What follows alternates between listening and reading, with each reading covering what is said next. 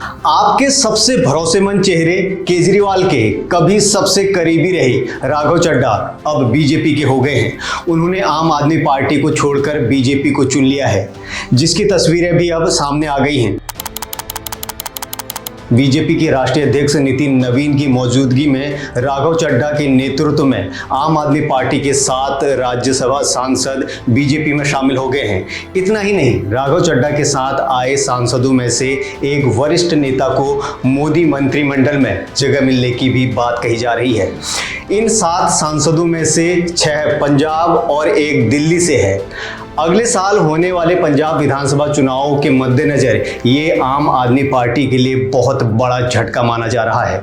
राघव चड्ढा ने 24 अप्रैल को दोपहर को एक प्रेस कॉन्फ्रेंस कर पार्टी छोड़ने और बीजेपी को ज्वाइन करने का ऐलान किया था। उन्होंने कहा था कि हमने तय किया है कि हम संविधान के प्रावधानों के तहत आपके 2/3 राज्यसभा सांसदों के साथ बीजेपी में विलय कर रहे हैं। पहले राघव चड्ढा का ये बयान सुनिए। हमने ये डिसाइड किया that we, the 2/3 members of parliament of the belonging to the Aam Aadmi Party in Rajya Sabha, exercise the provisions of the Constitution of India and merge ourselves with the BJP. हम BJP में विलय करते हैं। ये आपके लिए एक बड़ा झटका है, वो कैसे ये भी समझ लेते हैं। दरअसल राज्यसभा में आपके 10 सांसद थे, 7 भाजपा में शामिल हो गए, जिसमें से राघव चड्ढा, संदीप पाठक, हरभजन सिंह, स्वाति मालीवाल, राजेंद्र गुप्ता, विक्रमजीत साहनी और अशोक मित्तल, यानी आपके 2/3 सांसद पार्टी छोड़कर भाजपा में शामिल हो गए हैं। बीजेपी में शामिल होने वालों में कुछ नेता आपके संस्थापक सदस्य भी रहे हैं, यानी ये सिर्फ एक नेता का जाना नहीं बल्कि पूरी पार्टी में बहुत बड़ी टूट के संकेत हैं। राघव चड्ढा ने बीजेपी ज्वाइन करने की वजह बताते हुए कहा है, पिछले 12 सालों में प्रधानमंत्री नरेंद्र मोदी के नेतृत्व में कई ऐसे फैसले हुए जो पहले कोई लेने के हिम्मत नहीं करता था और जनता ने इस नेतृत्व को तीसरी बार भरोसा जताया। माननीय प्रधानमंत्री नरेंद्र मोदी जी के नेतृत्व में जो सरकार चल रही है, उसने कई मजबूत ऐसे फैसले लिए जो आज से पहले नेता फैसले लेने से शायद डरते थे, चाहे वो आतंकवाद की जड़ें उखाड़कर फेंकना हो या भारत को विश्व की टॉप इकोनॉमीज में लाना हो। और इस नेतृत्व पे जनता ने 1 बार नहीं, 2 बार नहीं, 3 बार मोहर लगाई है। हम सब अपने आप को सौभाग्यशाली महसूस कर रहे हैं कि हम माननीय प्रधानमंत्री नरेंद्र मोदी जी की लीडरशिप में और गृह मंत्री अमित शाह जी की संकल्प शक्ति के साथ जुड़कर बिना रुके और बिना थके देश के लिए काम करेंगे।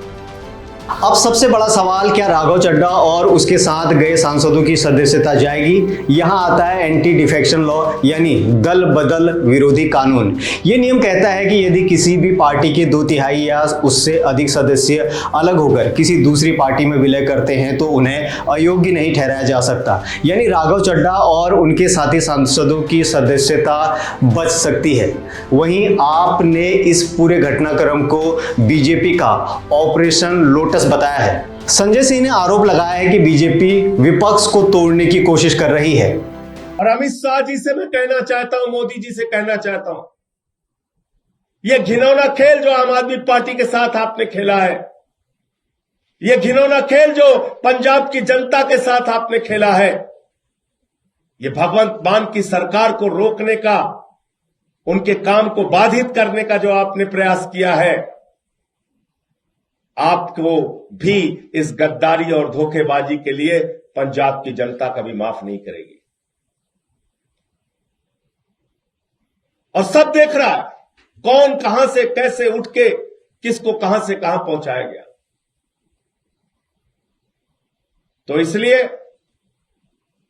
आज मन बहुत व्यथित है, दुखी है इस बात के लिए कि एक अच्छी सरकार पंजाब में चल रही है, भगवंत मान जी वहां के लोगों के लिए अच्छा काम कर रहे हैं, शिक्षा पे, स्वास्थ्य पे, बिजली पे, पानी पे, सरकारी नौकरियां देने पर, ये सारे काम कर रहे हैं।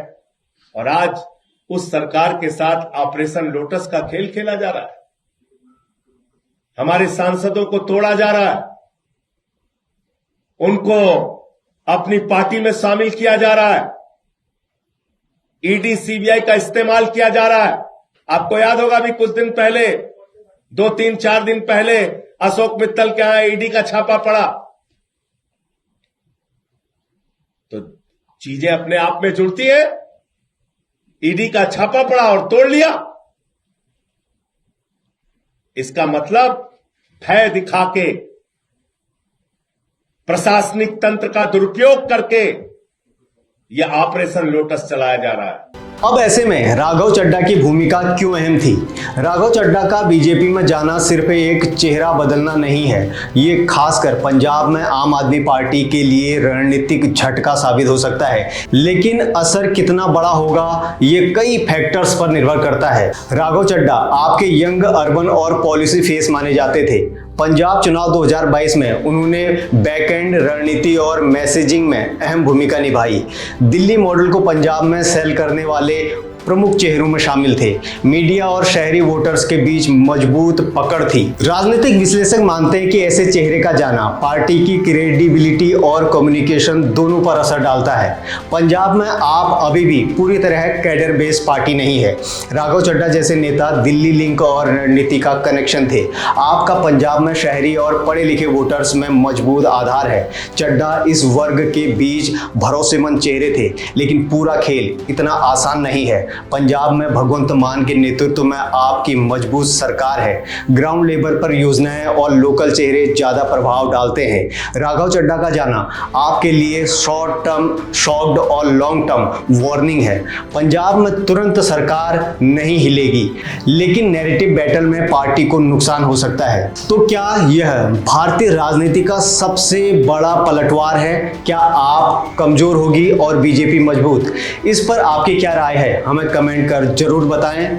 बाकी देश और दुनिया की तमाम खबरों के लिए आप www.journalistindia.com और .in पर लॉगिन करें। साथ ही हमारे फेसबुक, यूट्यूब, इंस्टाग्राम, ट्विटर यानी एक्स और लिंक्डइन पर भी हमें फॉलो करें।